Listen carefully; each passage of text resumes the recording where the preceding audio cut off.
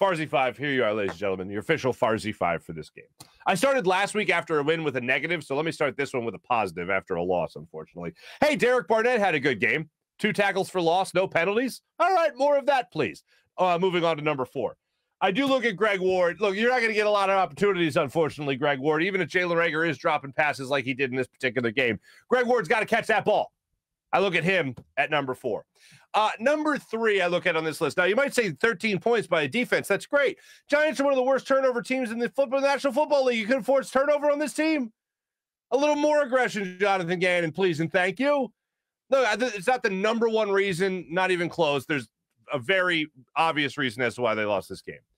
But you can pressure Daniel Jones into making mistakes. And there's no better example of that than the time they put, I think it was in the third quarter. Yeah, third quarter. You have Daniel Jones lining up on a 3rd and 6 situation. They put 6 guys on the line of scrimmage. 2 of them standing up like they're showing blitz. You end up only sending 3 after Daniel Jones. Daniel Jones saw 6 on the line of scrimmage, immediately wet himself, and then once they snapped the ball, only 3 rushed him, and it was almost like he was disappointed he wasn't going to have an excuse to just throw the ball into the ground. So instead, he rolls out to his right, throws a bad pass, and they lose it down. They end up punting on the next play. More of that would have been nice. And look, they allowed 13 points, so I'm not killing the defense by any means. And the first thing I mentioned was a nice thing Derek Barnett did. But you can force the Giants into mistakes, and not be able to force them into a turnover is ridiculous. I know they had Freddie Kitchens. They had a whole new offensive coordinator. According to TJ Edwards after the game, they didn't really do anything that they hadn't seen already, so nothing was really that unexpected. Kudos to the defense throughout the entire game. But when it came to that one aspect where you didn't force Daniel Jones into making mistakes, that seems like a missed opportunity there. Number 2 on this list. Now, it's number 1. Okay, it's number 5, 4, and then 3. And then there's a huge gap. So let me just make sure I make that differentiate that for a second here. Let me just make sure I acknowledge the huge gap between the 2 here. So what are this in Moneyball? It's like there's this team, there's that team, a pile of crap, and then us. So put that pile of crap in between, and then we'll get to number 2. Number 2 on the list is Jalen Reagor. I just talked about Greg Ward not getting that many opportunities.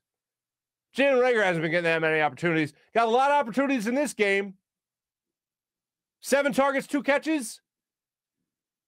What would have been the game-winning touchdown most likely in his hands. And he can't bring it down into the end zone for a touchdown. Couple of plays later.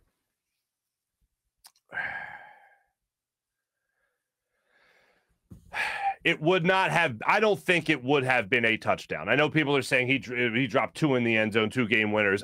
He could have come down. The second drop was on the 1 or 2 yard line. There was a corner right over his head. I don't know if he's falling back into the end zone. Here's what I do know. At the very least, he comes down with that football, 15 seconds left on the clock, maybe 14.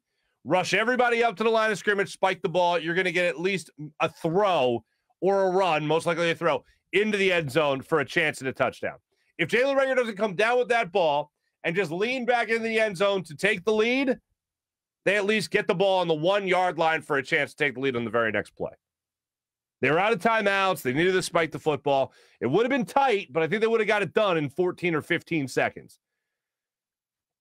There was another opportunity, like I mentioned earlier, with the 4th and 2. Jalen Reagor dropped the ball in the second quarter, I want to say, or third quarter, when they were coming out of halftime. And it's just inexcusable.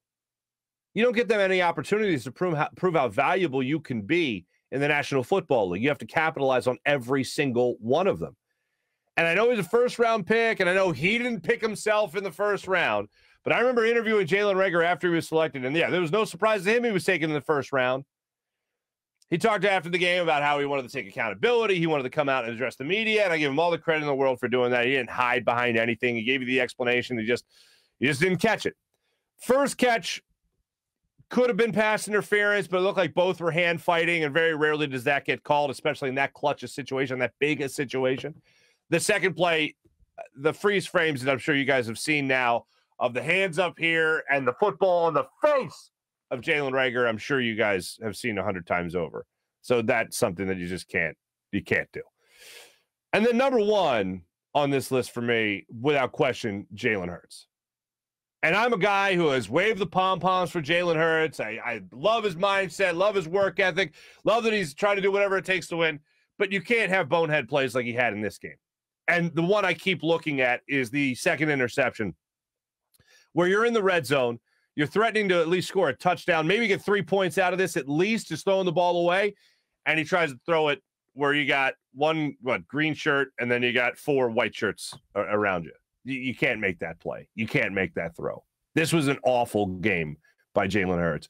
You can also look at Nick Sirianni, like I mentioned earlier. There are things you could do when you have your playmakers not getting involved in the offense. When you have Devontae Smith, like I said, only targeted 4 times in this game. Dallas Goedert targeted 3 times in this game. Those are all things you can look at and say, Nick Sirianni, why can't we get these guys involved a little bit more than what you had in this game? And when you look at, for instance, Jalen Reagor targeted 7 times. Quez Watkins targeted 5 times. Devontae Smith 4. Dallas Goedert 3. Those were the targets in this game.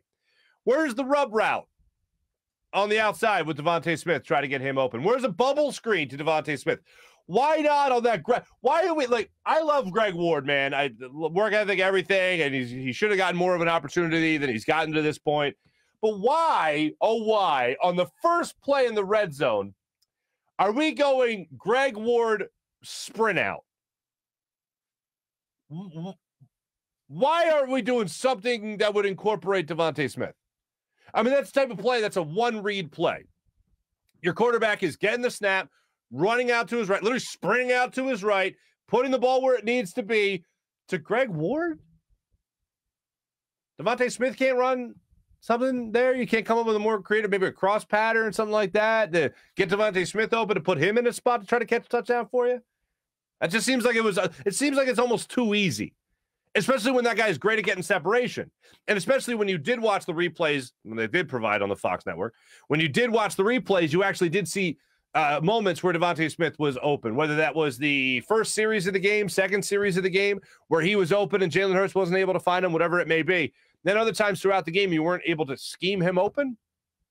And I loved on the second to last possession, I think it was, Jalen Hurts throws the ball downfield, incomplete, and you see Devontae Smith running up the sideline wide open. Wide open. Hand in the air, waving it, comes to the sideline, throws his helmet, shows how angry he is. Apparently he and Nick Sirianni had a conversation. We'll let you hear from Nick Sirianni in a minute. And then you also heard from Jalen Hurts, where he said after the game that he and Devontae Smith did have a little talk about, trying to find him after the game and where he could be and how they can get on that same page. If I'm Hurts and I'm going down the stretch of this game, my first look every single time is Devontae Smith. And it looked like maybe they took him away a couple of times early in this game. It made Jalen Hurts think, oh, well, he's not going to be there or he's double covered. Like, guys in this league get double covered, yet somehow they come up with a way to still get those guys the football. And that's called good coaching. And that's also called being a good quarterback and try to throw guys open as well. To me, when it comes to something like this, that's Nick Sirianni having to get in the head of Jalen Hurts saying, we got to get the ball to Devontae here. This is the play we're going to be running for him. Make sure you're looking in for him number one. Because I don't want to ever be in a situation again where I'm watching this Eagles team and I'm depending on the likes of Jalen Reagor or Greg Ward to try to get you touchdowns or win you games. The other thing I did leave off here, because he scored a touchdown and because he was really their only running back after you had Miles Sanders have that foot injury, I believe they called it after the game. Boston Scott touchdown and all that. Like, he played a great game in that second to last series where he fumbled the football. I'll let you hear from him because he talked about Jason Kelce. He got asked by Marcus Hayes after the game about Jason Kelce and say, hey, what's it mean to a team when Jason Kelce comes out and he gets hurt, leaves the game, goes in the locker room, comes back and plays? Like, what's it mean to have a guy like that on your team? And Boston Scott basically said the first person that he thought of when he fumbled that football was Jason Kelce. And then he looked like he was about to cry. Well, we'll let you hear that in a second during our locker room report. Also, guys, please let me know in the chat here how you guys felt about that game yesterday and what it means to this Eagles team going forward. They have the New York Jets coming up. I'll give you the rest of the schedule. They have the New York Jets coming up after this, so they stay at MetLife Stadium for that. Then they got Washington, then they got the Giants, then they got at Washington, and then they got Dallas. So we'll continue to hope that they can pull something out as this continues.